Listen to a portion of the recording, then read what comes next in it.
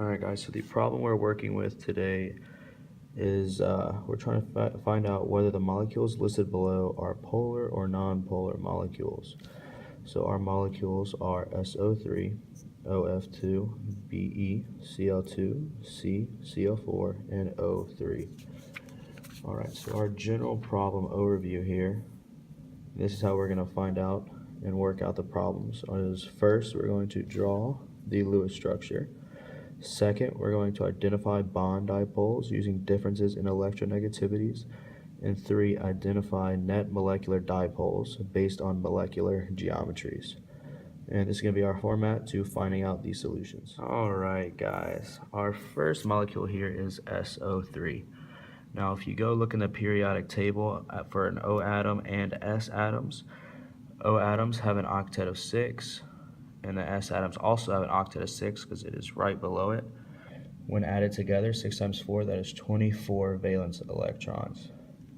So if we put our S atom in the middle and our O's on the outside, this is the atom that we get once we fill up our O's valence electron shell. So we have an octet on everything, but we do except the S, which we do need an octet on. So in order to do that, we need to rearrange our Lewis structure here, and we get this one. We just take 2 electrons and form a bond right here, which then comes down here. So now we have an octet on everything. We have our 8, and this fixes our octet issue. Alright guys, so once we get this structure, we need to focus on dipoles. And to do that, we need to look at the electronegativities of the atoms. And it turns out that oxygen has a higher electronegativity because it is directly above S on the periodic table. So what this means is that O will have a partial negative charge because it is taking the electrons from the sulfur atom right here. And they're going out, they're going out, and they're going down.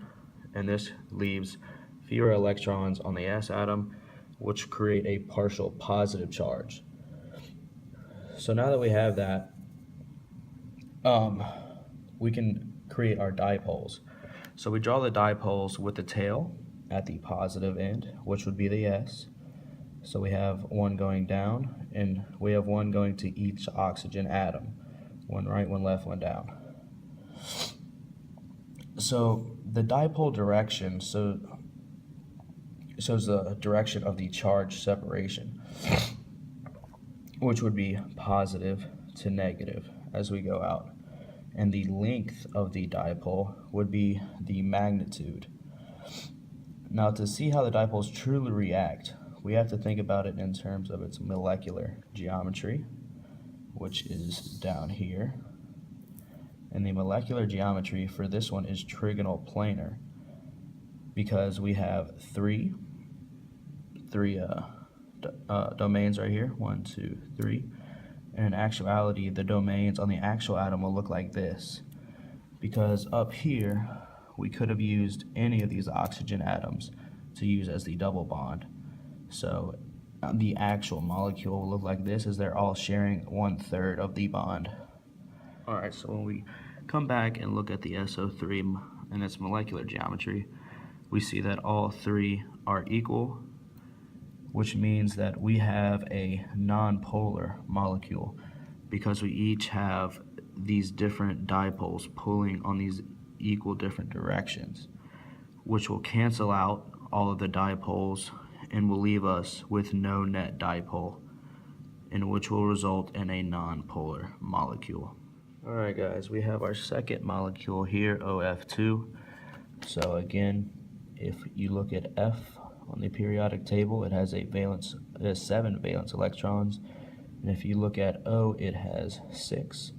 So if you have 7 plus 7, that is 14, plus the 6 on the O, which would give us 20 valence electrons.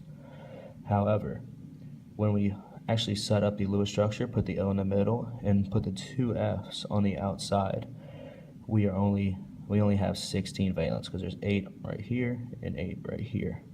So that still leaves us 4 that we need to take care of. So we put that 4 on the O, on the oxygen atom, and it will end up looking like this right here, with O, 2O, two more electrons right here, and two more electrons right here on the O. And once again, once we have finished that, we have to go to looking at the dipoles. And to do that, we have to look at the electronegativities of the atom.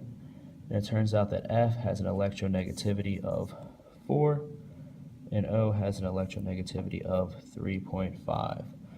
So that means that F will have the partial negative charge because the electrons are coming from the O and moving to the F, which will leave O with this partial positive charge.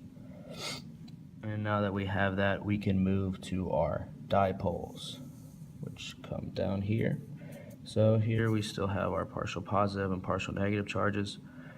But since we have our partial negative charges, we have the dipoles going from the oxygen because it is the positive charge, and that's where the tail goes from.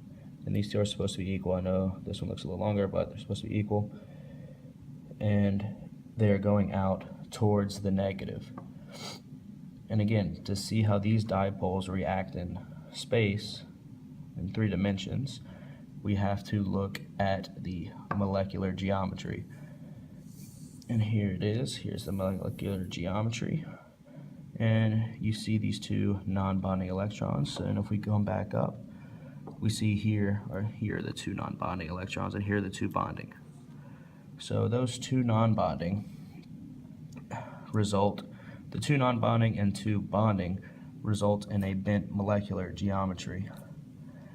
And since we have two bonding pairs of electrons and two non-bonding pairs of electrons, these domains are not actually equal.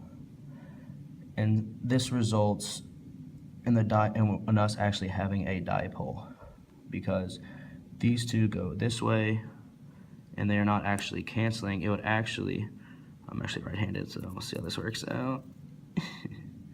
This will actually go down and it will end up in a net dipole looking like that.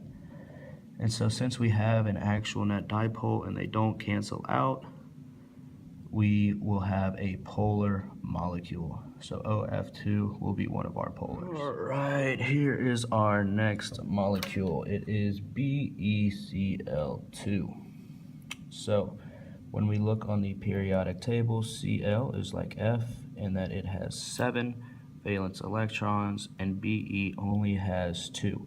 So 7 plus 7, that would give us 14, plus 2 is 16 valence electrons. And when we work it out, we have Cl with 8 right here, and Cl has 8 here, but we notice that Be actually doesn't have an octet. And that turns out to be okay because Be is one of the atoms in the periodic table, or one of the elements in the periodic table that can actually violate that octet rule.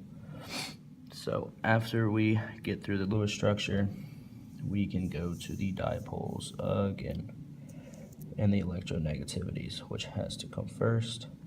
So when it is looked up, Be has an electronegativity of 1.5 and Cl has an electronegativity of 3.0. So that means that Be will have the partial positive charge because the electronegativity is less, and the electrons will be coming off of Be and moving towards Cl, which will give Cl a partial negative, and this Cl a partial negative, and leave Be with fewer electrons, which will give it a more positive charge. Alright guys, so once we are done with that, we can move on to the dipoles. So here are our dipoles, and the tail would be at the partial positive charge, which would be Be right here. This is where the tails start, and they'll be moving out towards the negative, which would be Cl. So to see if the dipoles would cancel, we need to draw the molecular geometry. And the molecular geometry for this one actually turns out to just be linear. And again, they're supposed to be equal. So like I said, since both the domains are the same, they will actually cancel out since we have an equal dipole moving this way and the same dipole is moving another way, so the two forces will cross out and you'll be left with no net dipole, which will give us another non-polar molecule. Alright guys, our next molecule is CCl4. So, when we look on the periodic table, Cl has 7 valence electrons, and there are 4 of them, and C has 4. So 7 times 4 would be 28, plus 4 would give us 32 valence electrons. And when we put C in the middle, and we surround it by the 4 Cl's and fill up the shells of the Cl, it actually turns out that they are all filled, and it does equal 32 valence electrons, so nothing else has to be done on that part. So once we are done with the Lewis structure, we can move on to the electronegativities and the dipoles. So here we are. Cl has an electronegativity of 3, and the carbon has an electronegativity of 2.5. So that tells us that the electrons will be drawn from carbon to the Cl's in each of the directions, giving them negative charges as they gather more electrons, and they will give carbon a positive charge as the electrons are being taken away. And next come the dipoles. So when we draw out our dipoles here, we can see that we have one going in each direction, 4 equal directions, and if we come back up to the Lewis structure, it is just 4 domains and there are no non-bonding. So that means that the dipoles here will actually cancel out, and leaving us with another non-polar molecule. Alright guys, last but we know for sure not least, O3.